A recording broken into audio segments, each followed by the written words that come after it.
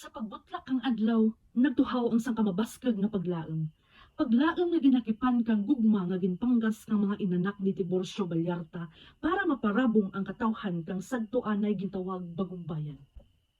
Sa pagligid kang tinuig, duro nga klase kang parangabuyan ang nagtuhaw para masagakwal ang kinahanglanin kang kada pamilya. Ang paghimo kang kalamay halin sa tubo, isa ra sa pinasahi nga parangabuyan nga nagakinahanglan kang malawig nga pasensya kang nagakaigo nga proseso. Halin sa pagpili kang patdan nga taranong, pagpanindak hasta sa pagbati sa bandiya para marupay kag mahimo matamis nga kalamay. Wara sa payan nga perti kag budlay ang magtapas sa idalom ka nagatagiti nga init.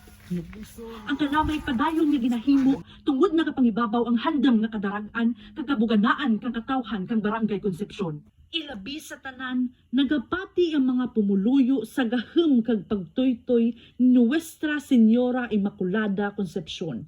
Agad malampuwasan ang tanan nga pagtiraw. Gani, imawing ninyo kami. Hugyaw kita, kag pasalamatan si Immaculada Concepcion. Hugyaw kita para sa Tribo Concepcion.